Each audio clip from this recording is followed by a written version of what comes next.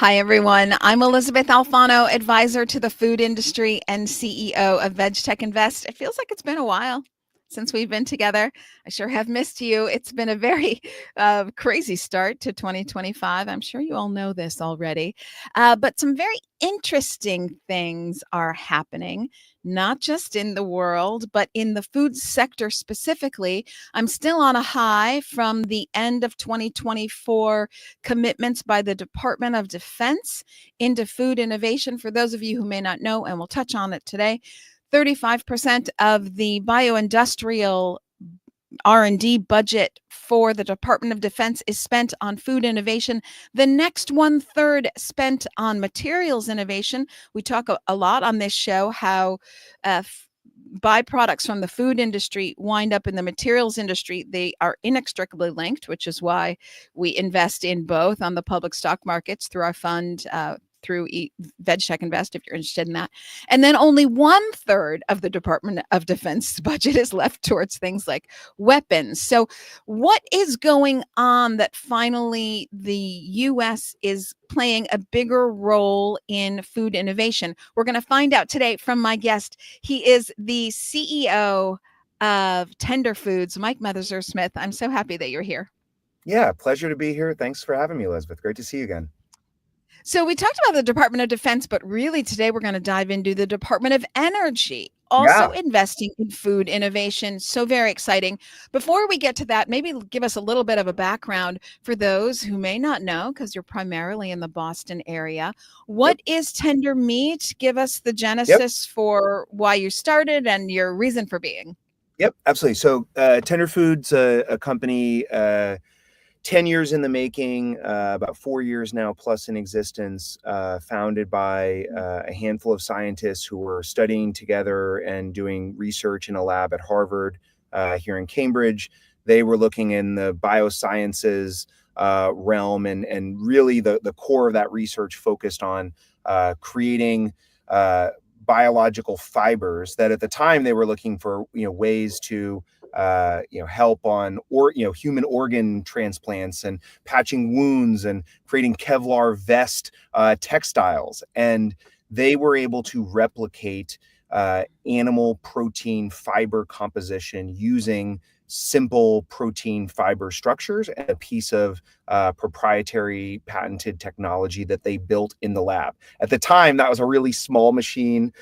We kind of say it looks a little bit like a industrial cotton candy machine. So you put in the materials and it spins around and out comes this really fibrous, nutritionally dense output. And they saw this and said, wow, we were excited about addressing textiles, but what if we create an impact in the food industry? Obviously at the time, 2018, 2019 is the rise of so many really innovative plant-based alternative protein companies. And so the company has been on a journey over the past several years of commercializing the science and the technology there. And we're actually at a really exciting place right now where we're starting to launch businesses, consumer-facing businesses, on top of the technology that we've created, of which is our plant-based meat, all-protein brand Tender Food that makes shredded chicken and pork and chicken breasts and things like that have great texture, really simple ingredients, and an advantaged cost structure that makes it easier for people to afford. So exciting times for us, but again, building off of a legacy of science and research to help build the company today. Yeah, so very exciting, and so many things that I want to dig in there. So the original intention wasn't even food. Is that correct?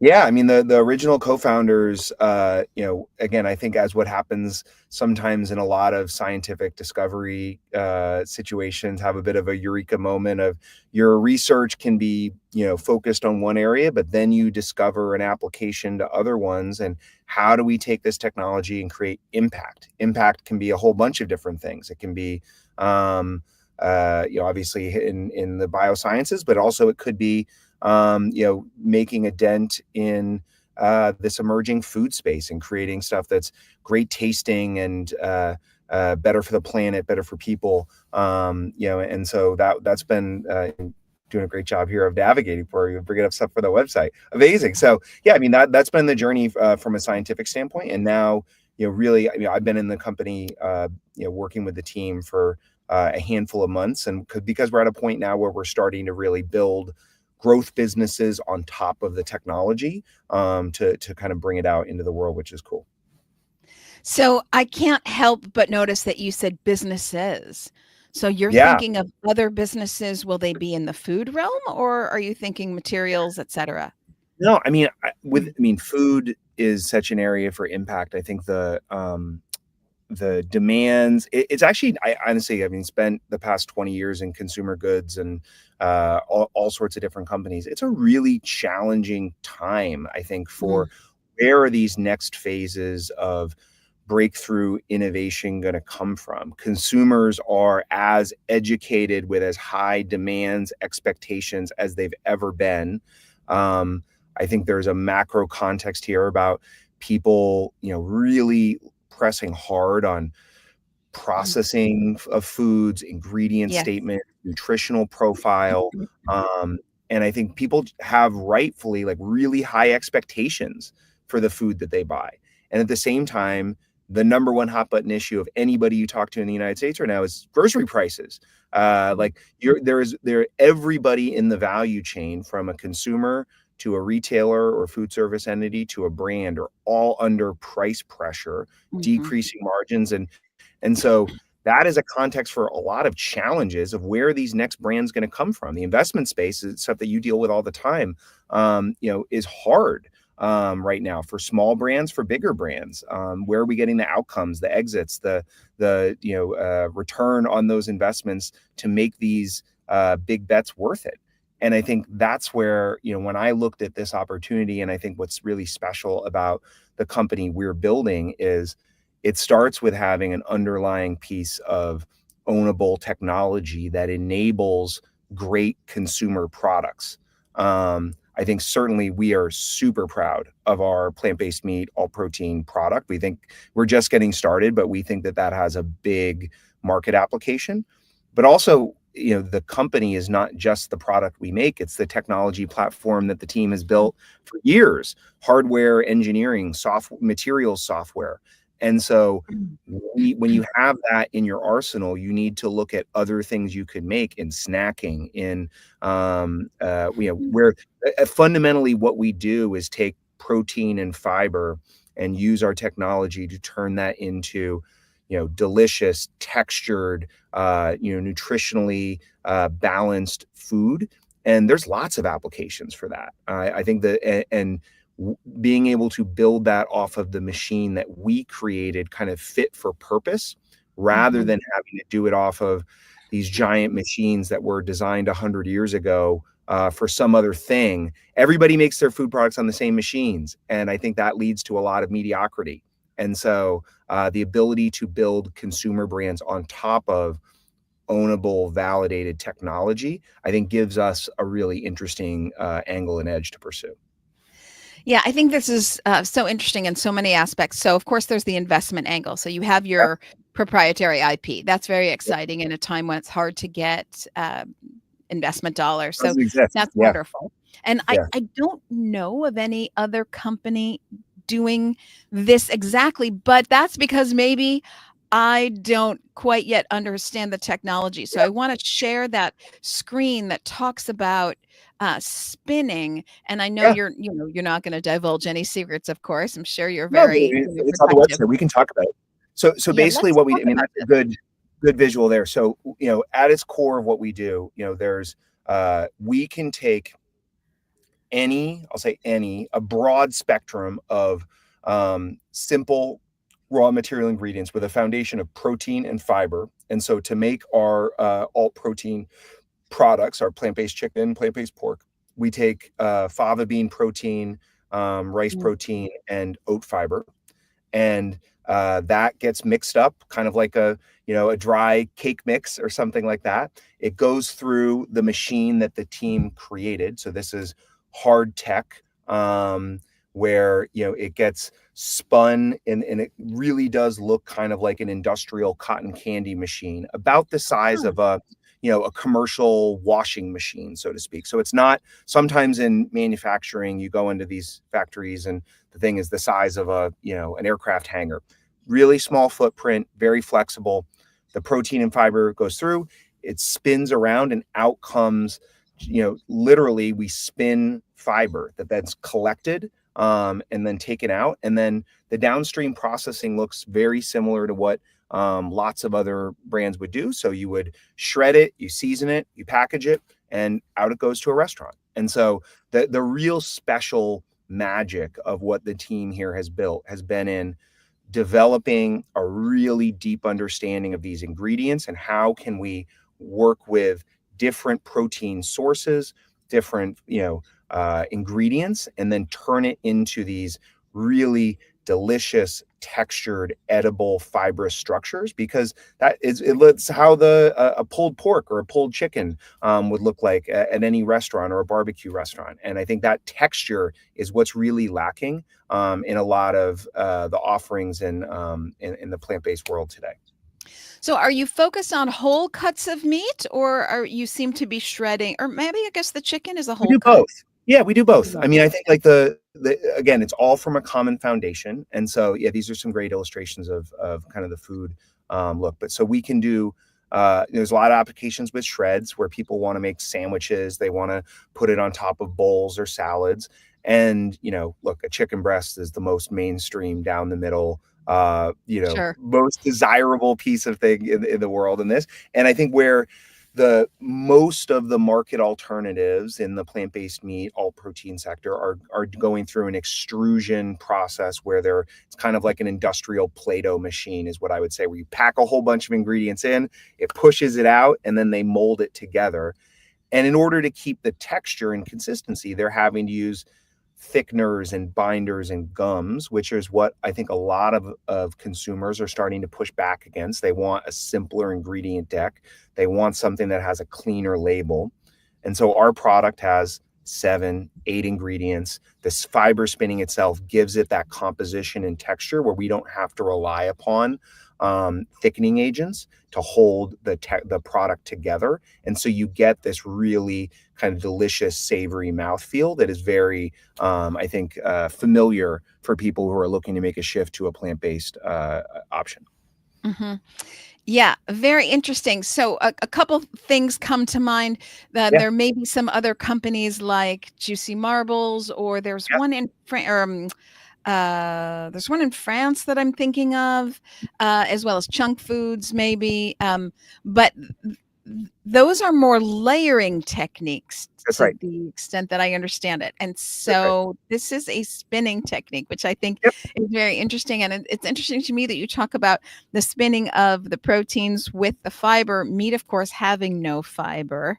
Yep. So That's right. that will bring my question to you is, do you maintain in the spinning process, are you able to maintain some of that fiber Yeah, content? absolutely. So from a macro standpoint, you get about, I mean, the two biggest things that pop up all the time when we talk to nutritionists about what do Americans need more of, protein and fiber are where people really go to from a satiety standpoint, digestible dietary fiber. And so the ability for us to create an end product that has a great balance of the two, I think is a big advantage. And also when we think about other kind of category applications, again, building consumer products with a nutritional backbone of protein and fiber, and the ability to then create texture and deliciousness is, I think, a really great building block for us to create those new ideas. Mm-hmm. Well, as we delve into the Department of Energy and why Yeah, they're interested in tender food, before we get quite there, I want to push back on something you said. sure. I'm of the minority, but I actually don't think that people are interested in clean label. I think they say they're interested in clean Yeah, label, and then they run to McDonald's, and do they choose the side salad? No, they choose the French fries. So I think if you were to get a large food manufacturer to buy tender food, in the chance that you would ever give it up, and they acquire this IP and they put yeah, their advertising budget behind it, and they said, this is, it's manly to eat plants. yeah. I think you'd have people devouring tender food. So I love it. I mean, I think like you look, you're right. I mean, the world. I mean, consumer goods is kind of full of those contradictions of what do people say versus what do people do. And I would say that probably my clarification on the clean label one is, I do think people are more empowered with information, correct Yes. information, different sorts of information than they've ever been before with how they're making choices through their day about their diet, about their sleep, about their health. And I think that people want, especially when I'll use the plant based. I think this, as I saw it some with Oatly too, of like when you're asking people to make a change from the familiar. They Mm. have a category understanding or archetype of like, I grew up drinking cow's milk. I grew up eating burgers, chicken fingers, whatever.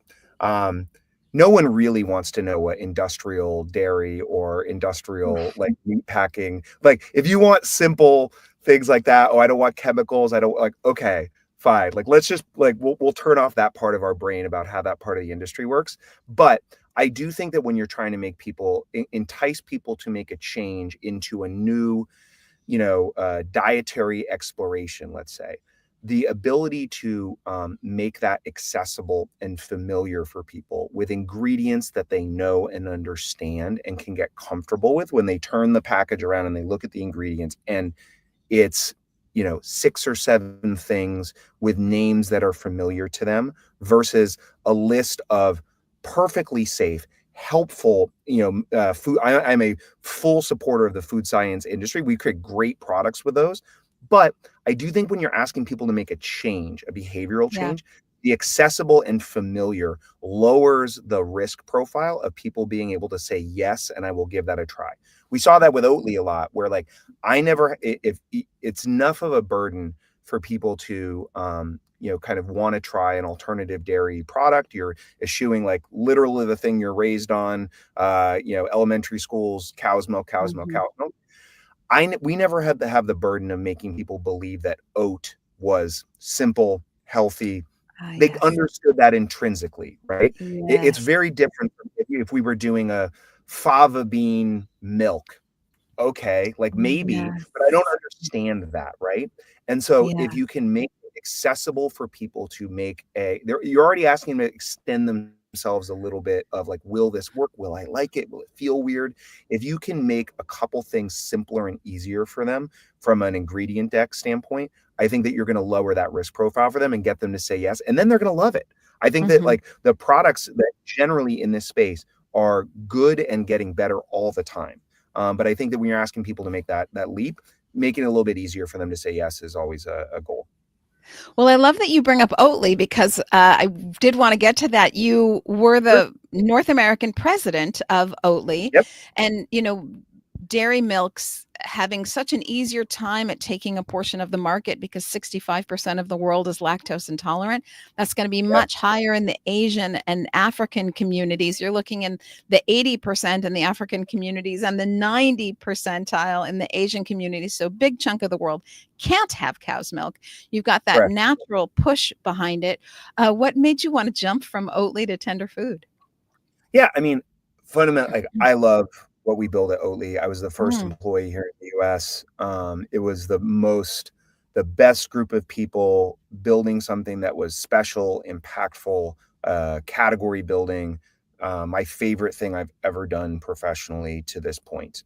All the parts of the rocket ship, running out of oat milk, fundraising, building mm, factory, all the yeah, different parts, challenging their yeah. own right. You know, I was there for 7.5 years, which at times felt like 30 companies during that period of time, especially when you're there from like the very beginning. You just see the different phases. And, you know, I think that it's always hard to think about how things end, right? And are you the right person for the chapter Mm, that they're in going forward? And these jobs, particularly the startup environments, take a lot out of you.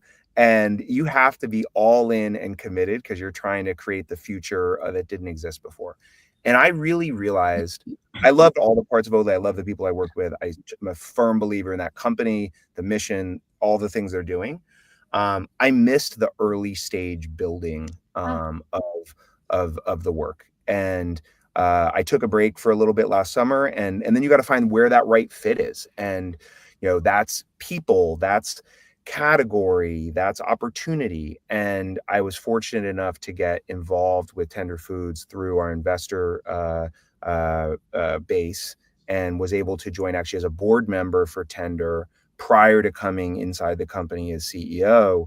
And that gave me a chance to really get a chance to know the team, the opportunity, the technology really well, and the stage that we're at, where we have 25 employees who are all in, committed, and we're trying to build something really special. Like, I love that work, and I love the messiness, problem solving of early stage companies. And I wouldn't have picked to come here if I didn't fully believe that we have something extraordinarily special here to be able to contribute and create impact, in the food space. And and after I've been here for about 4 months, 100+ days now, even more convicted of what I saw in that journey, getting close to the company and the potential that's in front of us.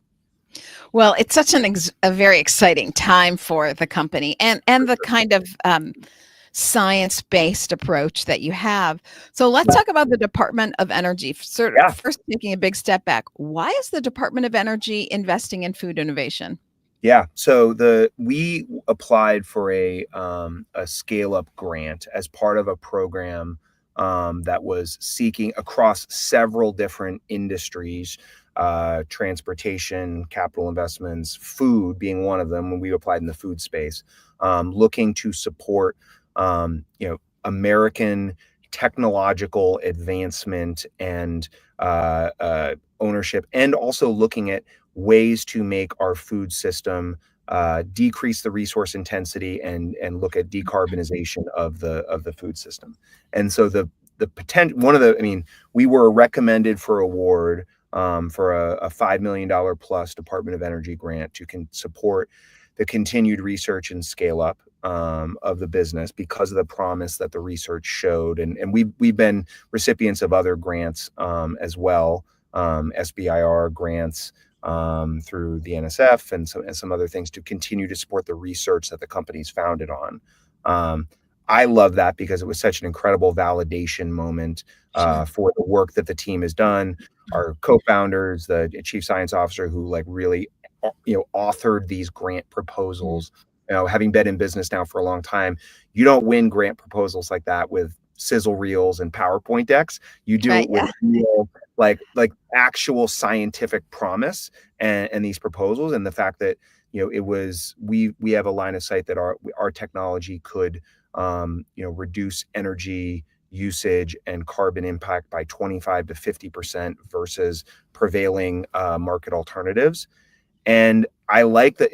For the government, and this is a completely political agnostic statement, the government investing in American technological development and leadership and the future of food systems, which can be, of course, exported internationally, but are used to create jobs, to lower food prices, to deliver nutrition, protein, and fiber to people in delicious ways. I think that's a great use of government resources to continue to fund that work. And so we were incredibly honored by that recommendation from the DOE for that award. We're still in a journey. Obviously, there's a lot of changes going on in government administration now. So we're not, the check's not in the account yet, but we obviously remain hopeful that I think when the dust settles on things, that the promise of the technology and what it can represent in a way that is good for the food system, good for consumers, for health, for their prices, all those things, for the agricultural industry in the United States. Like, this is why investment in technology like what we build at Tender Foods, I think, is really important. Yes, for me, this is an important market signal that it's time to start investing in food systems transformation. When you see the Department of Energy spending on these buildable grants to scale up food innovation, such as Tender Food, right on the heels of the Department of Defense spending 35% of their buildable grants on food innovation as well. Okay, so and those are topics of American. Yeah, go ahead. No, please go. Sorry, go ahead. So I was just gonna say, that's a piece that Sorry, a No, little no, bit out of you sync there. My you bad. you've got a little bit of delay. You I go. was, gonna, I was just, yeah. No, I was just going to say that I think that that piece is a topic of, American, when you mentioned the DOD grant, DOE grant, American technological leadership on, for that can be, create impact globally is something, it is a national security issue. It's a future economic leadership, GDP growth issue. And so I think that you're spot on with, that being a great market signal for, public dollars, private dollars, for how do we cultivate and incubate this next generation of, great technological advancements for the future of food. And it's a very exciting time because you mentioned that, obviously Department of Energy, so they're interested in the energy savings that come from novel innovations in food, making the food supply chain more resilient, less extractive, less impactful. But you also mentioned that impact part, which I'm sort of surprised that they were focused on carbon footprint, just because it's become almost overused and people seem numb to it at this point. But maybe Yeah. I'm wrong. Yeah. I mean, obviously administrative priorities change within the government of, the emphasis on decarbonization and climate change. But when you even wind that back a little bit, I mean, when I look at our technology, there's been times where I've been a part of businesses that were looking at building factories in places like Arizona and Texas. And when we think about prices and food availability, like the ability to make the food closer to where population growth centers are, we weren't able to pursue some of those manufacturing opportunities because of water scarcity or Sure. electrical grid components. And so when I look at our technology that we've created here at Tender, which is super water efficient, runs on a very low electrical footprint, doesn't require, extraordinary, utility loads to be able to operate. I think that when we really play that out, it creates opportunities and flexibility in food manufacturing to be able to move production closer to where population centers are, cut down on trucking and like distribution costs, which is what oftentimes drives up the price at the grocery store for people because of that utility load that was required to make the food, then move it from where some of these legacy manufacturing footprints are closer to where people consume it. And so that's the type of like true innovation that I think is beyond just like, a slightly different bell and whistle on a flavor or whatever. Like that is incremental innovation. But when we're talking about food system innovation, when people, whether you're Republican, Democrat, whatever, you want to make food security, you want to have more accessible prices to be able to offset some of the inflationary costs. The way that you do that is you think critically about our food manufacturing network and the ability to do that in a way that is more energy efficient, more distributed, and closer to where people eat and buy and live, in population growth centers. There's so much promise in that, and I think that's where a company like ours, whether it's our all protein shredded pork or the future products that we would make, should be very competitive for those types of grant recipient awards that I think we can continue to build upon. And all this leads to a more resilient system. So it's a more Absolutely. efficient system. It's a more prolific system. It's a more nutritious system. It's a less damaging system, less extractive system, less risky system, more resilient system. All of these fantastic investment theses Absolutely. for the food industry. But now the Department of Energy, do you see them as leading the charge, or did they take a signal from someone else from some other sector, like maybe the Department of Defense or maybe the climate sector, that they wanted to start focusing on food? Yeah, I mean, food was one. I mean, we were very fortunate to receive a significant award recommendation within the food segment. They were looking at lots of other areas of how can we make more, like you said, more efficient, more resilient. The foundation of American technological and manufacturing leadership across segments.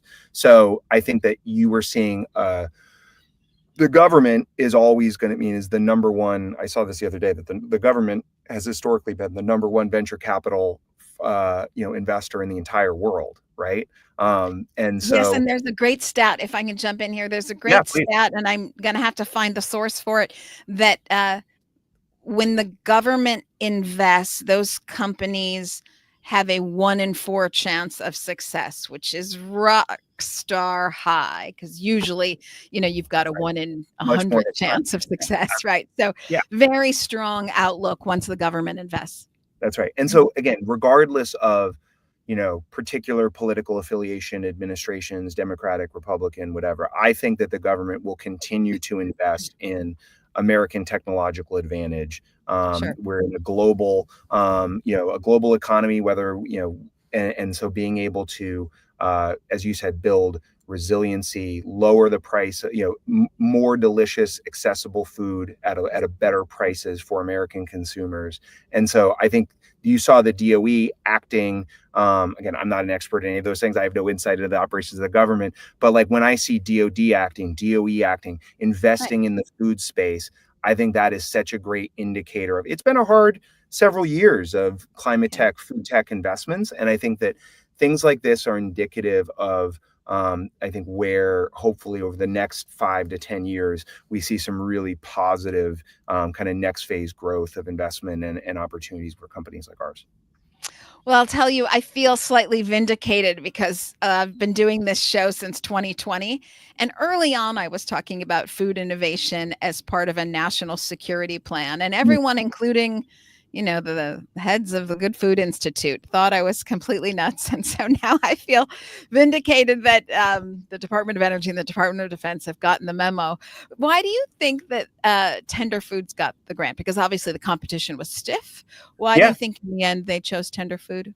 Yeah, I mean, I think again, we are at a place, having worked on the science and technology now for close to a decade, where we, typically with, I'm not the academic leader within the company, but you have to kind of work through stages of grants increase in scope and reward over time. And so our scientific leaders have been able to be competitive and be awarded for various phases grants through the company's history. And so, it was a 14-month, 15-month process from application and submission to getting notified for recommendation for award. Mm. And so it's not something that was a spur of the moment piece. I would say, for people that, are looking at this for their own companies, we love it because it helps advance the mission. It's non-dilutive capital. Like, it helps us, across the board with things.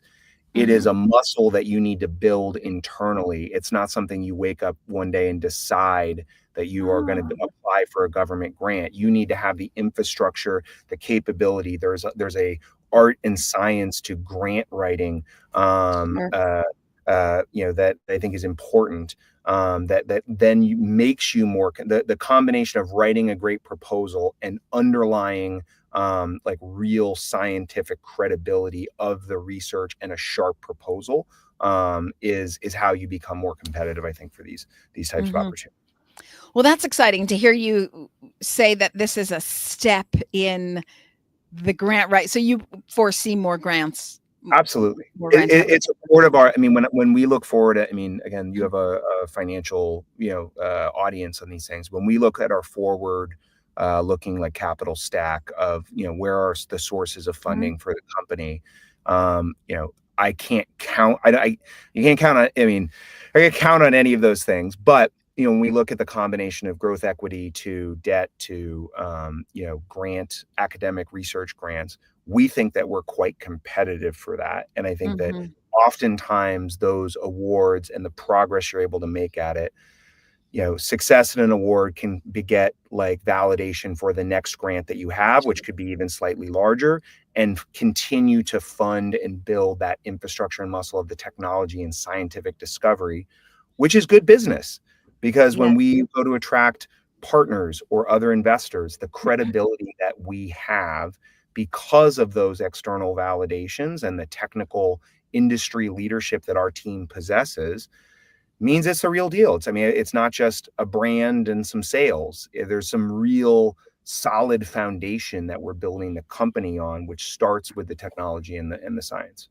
Yeah, I think the fact that you have proprietary IP is really critical here, because another thing I have been saying since 2020 is that the US is going to want to invest in food innovation in the way that they noted that they didn't invest early enough in semiconductors. Hmm, They interesting. didn't build out that infrastructure in technology, and there was a loss of competitive advantage on the global stage. Hmm, You don't want to do that with food and water. for sure. No, nobody You- wants to be in the back of the bus on food and water. yeah, So, I think that you have that IP that can be held as distinctly American IP for that competitive global advantage. We've talked about things like job growth and economic growth, and also the competitive landscape of the global markets. So I think that's critical. So what will you do with the money? Is it a scale up, yeah. or is it It, strictly more it, research?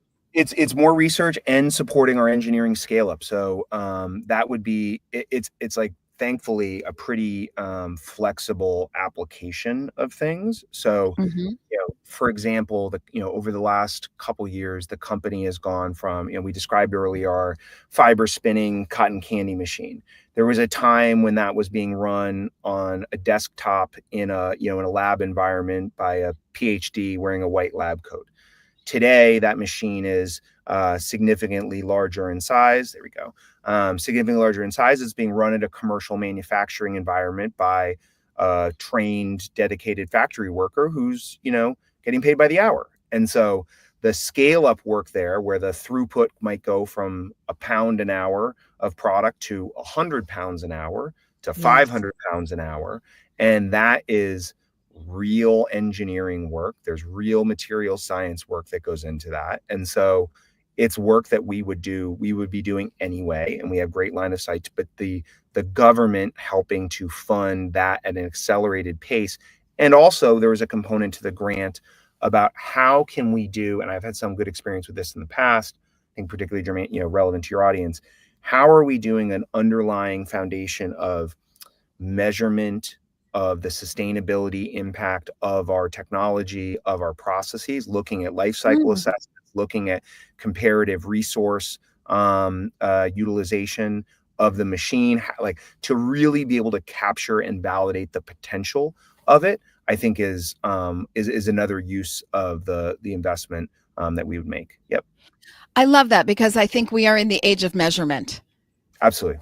Like the Yes, age of just, here's some money, I'm going to invest in you on a pipe dream, long gone. So long we are in gone. the age of measurement in so many ways, in climate impact, as well as you say, your technology, to see really what it can do, which is very exciting. Remind us how much you got. Was it 5.7 million? $5.7 million as part of this award, which is again a really meaningful, would be meaningful for any company. I think certainly at the stage that we're at, really, really helpful. It's we have incredibly supportive investors. We have from the beginning. I think that they're super encouraged by this. Very much have a strong belief in the company's promise and potential, and that was a big part of why that commitment that they had, and belief in what the company's building is a big reason why I'm here. Because I think that alignment and trust and belief between your investors and the management team is essential to be able to create these companies that are trying to invent the future. Hmm. And when you scale up, are you going to stay on the East Coast? Because right now you're primarily in the Boston Yeah, area. I mean, it's made sense right now, especially when you're like really commercializing the tech, that you want to keep it as local as you can. Yeah, But I mean, you want to create impact on things. Like food system impact is not going to be a regional play. It's got to have, right. you're going to have to tap in. If you have something of promise that can create great consumer experiences from a food standpoint, that has an impact in the food system of how we make our food, the environmental resource impact of things, then you want to grow and scale. And so we're really happy with the footprint we have now. A big part that the company's been working on the last 6 months, again, has been moving it from kind of the commercial lab kitchen environment into real commercial manufacturing, validating that it works there, cost, throughput, these big Mhm. important things. And so that's been going really, really well. We have some incredible partners on that. And I think that we're now going to go on that next phase of, let's build the business. Let's let the demand drive the choices there, and kind of make the right expansion plans from there. I want to get to demand in just a second, but Sure. I'll note another of the food grants, I believe, correct me if I'm wrong, from the DOE was to the University of Michigan. Is that right? To Yeah, scale to scale up manufacturing potential, so that you being Tender Food, one company, doesn't bear the only burden, because we've seen that stopgap happen before in the food innovation sector, where you had companies, but you had no one to co-manufacture. And so you could only produce sure. so much because you didn't have the manufacturing potential. So one of the grants, one of the 3 grants one went to you and another one went to the University of Michigan to scale up manufacturing. I think that there's a gap. I mean, that type of investment is so sharp too. I know the state of Massachusetts is doing that here locally with, places like UMass Amherst, where North the Carolina gap, State. Yeah. exactly. The gaps are, University of Arkansas, there's a bunch Yep. that I think are really, really leading edge on those things. And the gap sometimes between a technological based food innovation company like ours that, can do it in a lab, but we're not quite ready for like big scale manufacturing. And how do you get from here to there? And I think that interjection of, this is where academic research institutions that, can be a little bit of that bridge from early validation stage to kind of commercial inertia is really, really valuable. Yeah, I think there's actually another point here that I'd love to underscore, because it's really important. When you bring in universities, often large universities are in rural areas. Mm. Now, that's a great triangle to bring science, job, growth close to the rural areas through the universities, where people are actually growing the food. And that, without being too political, we have a little bit of a divide in the country on politics, because there's sort of city versus country in terms of job growth and opportunity. And that this bridges that gap, bringing Totally. more of the job growth into the rural Midwest, et cetera, breadbasket of the But U.S. that was, really. I mean, I'll draw an Oatly example on this. Please. One of the biggest partnerships oats were our largest commodity Sure. crop in this, and we had partnerships. When I was there, with partners like the Practical Farmers of Iowa, great kind of advocacy groups advocating for smart and investment in future farm bill ag investment sort of things, because what we found were oats were the perfect rotational cover crop that don't come at the expense of corn Nice. or soy. They can be done in a smart rotational crop, so that you're less, you're getting greater yields, you're spending less money on herbicides and pesticides. And so the type of innovation investments in government bills like Farm Bill and everything like that, helped enable farmers to be able to make bets on, the types of rotational cover crops that aren't monocultures, aren't withdrawing resources from the soil, so that we can have more resilient and durable yields and farmlands into the future, so that these generational family farms can have even more impact. And again, that is sometimes was a crazy dichotomy for this, oat milk product that we kind of launched and made famous with cool coffee shops in LA and Brooklyn and all these other places. But at its core, it's an this isn't a red blue state issue or a hipster urban versus rural issue. It was like, we're a fundamental agrarian product. The number one ingredient was oats, which we're growing in Montana and North Dakota and Iowa and Canada. And I think I think you're spot on of like being able to bridge some of those, because the food system is not that kind of red blue polarization that I think we see with some other issues. Yeah, and it's very exciting to think that this kind of tech ultimately is going to find its impact back in the rural Absolutely. states. Yes. So it won't be just siloed off in San Francisco, Sure. Silicon Valley kind of wealth growth, and then the rest of the country's left behind, which is kind of what we're experiencing now in politics. Few people have a lot of money, and everybody else was left behind, and no one's really happy about that. And that bridges food innovation, bridges that from an economic standpoint. So let's get to who is eating tender food, because it's not me yet, and that's wrong. Yeah, not yet. So But that's okay. how do We're I going get my hand on tender food, and who has had it? We're going to change that soon. So, I mean, up until a few months ago, we were selling every pound we could make because we were all doing it local by hand. So we have about 20 restaurant locations here in Boston that are carrying the product. Saws, Clover Food, who have, are really love the texture, have been early adopters for us, incredible partners. And so it's all a Boston-based restaurant food service location strategy right now. I think that, in the coming months, we've got some great enthusiastic distributor partners in some new markets where we're going to start to bring the product, expand that reach and geographic footprint beyond the greater Boston area and scale up the business. And, it's a trickier time for sure in plant-based meat. It doesn't quite have the heat in the market that it did a few years ago, but that category is not going away. It's a big, still growing category. And I think that people, restaurant operators, food service operators, consumers are looking for great options there. They want stuff that, is interesting, tastes great, textured, and obviously cost and price is a component of that too. It's a very stressed margin structure in the food system today, operator costs, labor costs. And so our ability, even at the scale that we're at, to make a product that is delicious, nutritious, and accessible, from a price point standpoint, I think is a good winning combination. It's really exciting. So I will follow up with you to see how I can I get my appreciate hands it. on Yeah. some tender food. As we kind of wrap up here, getting to the end of the hour, let me ask you, where do you see the sector going? We've talked about it's been a couple tricky years, 2, 3 really painful years. I see that we're turning a corner. What do you see as we enter into 2025? Yeah, for sure. I mean, I think that it's tough when you have the baggage of it's a lot of money flowed into some pieces. The weight of a lot of capital and big valuations puts a ton of pressure on outcomes that don't always materialize. And then it takes a little bit of time for people to, especially on the investor side, on the brand side, to kind of be able to find their footing after that. And I think the plant-based climate tech, food tech space has had a lot of those over the past couple of years. And I know a lot of them firsthand.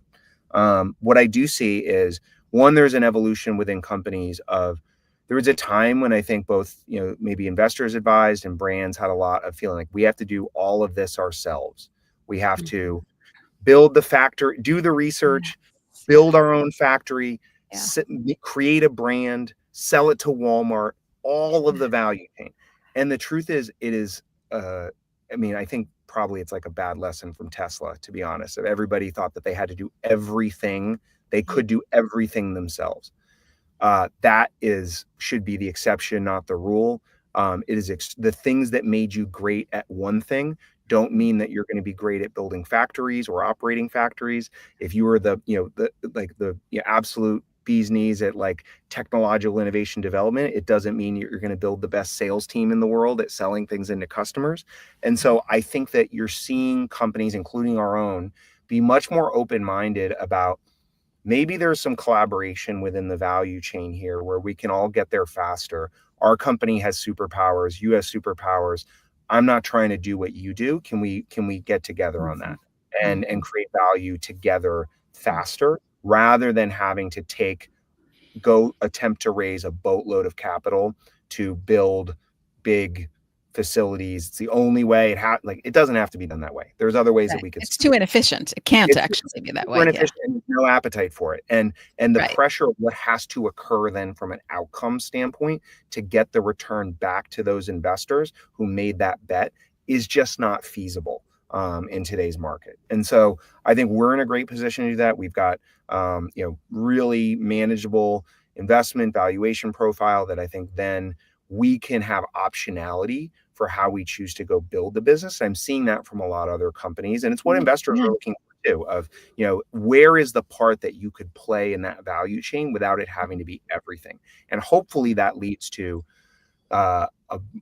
especially as economy pieces start to grow and maybe get, other footing, it could lead to some exits, some cash disbursements that I think then starts to unlock kind of the next phase of these plant-based, climate forward investment opportunities. I think that's where we need to get to before it really starts to get into a great cycle again. But I see that part happening. Well, I see two shifts. So, a shift from the business perspective, where the businesses are no longer thinking they have to do it all, and a shift from the investor perspective, because prior they were not interested in investing in infrastructure. And that Mhm. really came to bite them because without infrastructure, they didn't build a strong enough foundation and their Mhm. companies crumbled. So, I'm Yes. seeing more VCs go for investing in manufacturing or at least keeping some capital on the sidelines to Sure. invest should they need to. So, you are positive on the sector, should I say this? Absolutely. Have to be. I Leslie? mean, I Yeah, wouldn't I think, like, it's, again, all of it sometimes is, like, time frame lenses and all these other things too of, like, sure. ultimately, this is you're on the right side of the trends and truth, being in sectors like this. I think the arrow, even if it's, flat for a minute, is gonna go up into the right on these spaces because, we need to from a bigger picture of food systems, security systems, standpoint, and so I like being involved in businesses like this. Yes, I do too. So, I was speaking at COP28, I think it was, I don't know, a year ago, and somebody said, "Oh, the sector is so down." And I said, "Well, it has no choice but to go up because let's remember, this isn't an option or a choice. The current food system does not work. We saw it Absolutely. in COVID, but it's not just COVID, the Ukraine war or food insecurity in the US went up 25%. 12 million people in the US are food insecure. That's the wealthiest country in the world. So Mhm. it's not working right now. So Yep. you're going to have to find There's opportunity in that. solutions. Again, we've mentioned Yeah. government investment, pu you know, private investment, companies like ours that are innovating to try to create future food platforms that help solve some of these, topics that, again, are there can be impact with great business, and value creation in that. I think, I'm very much a believer that, purpose without performance is pretty hollow. Like, you can Yeah. have you have to, like, especially in these sorts of businesses, like, we are in the performance business. We're gonna create value through the investment that we receive, which allows us to, deliver on the promise and purpose of the intent of what we're trying to create. Yeah, it's very exciting and good for you. Okay, so as we truly wrap up now, I'm just going to ask you a couple personal questions. Sure. These are meant to be really quick answers, so just don't overthink it, kind of off the Right. cuff. What do you wish you knew 10 years ago that you know now? I mean, that's such a good one. I think that, like, especially if you're in an early stage company, you have to view the problem solving and the messiness of the journey like, it will all be okay. Every day is a new adventure. You have to love the problem solving. I think a lot of people think that they want to work in startups. They think it's really going to be the dream. It's not for everyone. And if you don't really embrace the, like, messy, gnarly, startup problem solving, then it's gonna feel pretty exhausting for you. And so, I love the messiness of building early stage companies, and I think that, allows me to really enjoy every day with all the unique challenges, the high low challenges. Sometimes it's really big. Sometimes it's like you got to solve this one specific thing, make this phone call. I love that part. Well, you are in the right place then. Okay, Yeah. so it is exactly one of those days of which you speak. Things aren't going your way. It's a complete Yep. mess. It's a storm. You don't have enough time for lunch. What is your go-to snack? My go-to snack, I mean, I draw generally back on brands that I, like, personally love and have worked at. So, like, an oat milk latte, Oatly latte, gotta go for that. Coffee pick me up, 3 p.m. I'll walk down the street, like, I have an eye for being able to see which oat milk they have behind the bar. And if they don't, I'm ordering black Americano. If I see the Oatly as with the right choice, I'm ordering that. And look, I started my career at Frito-Lay, in Dallas, Texas. I was the brand manager on Doritos for a year. And again, we talked about clean labels. We talked about plant-based. I was like, I am a sucker for red bag Doritos. So if again, a bad day, 4 p.m., I need something where I'm going to go eat my feelings for 20 minutes. Like, there is no, like, the perfectly engineered, indulgent like, don't eat it every day. Don't eat the big bag. But, like, man, a red bag Dorito hits the spot. Nothing like it on planet Earth. For my money.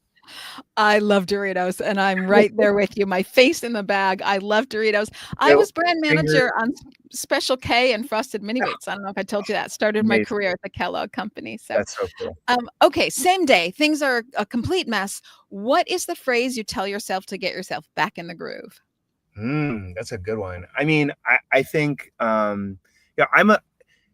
These jobs like have a lot of twists and turns. So I'm like generally a believer of like, I'm an optimistic person. Like, I don't think you can do these jobs if you want. I don't think you create the future if you're going to be a cynical grouch on stuff. So like, I really just like, every problem has a solution. It'll be okay. It will be okay. What okay looks like, we'll see. It might not be what you expect, but like, I've been at places where, boy, company goes through a lot of turmoil. Like, how are we ever going to get through this? And in the moment, you feel that pressure, the oxygen. You're like, oh my gosh, what are we going to do? And you just keep going. And, like you look up a few weeks later, you're like, okay, like we figured that out. It's okay.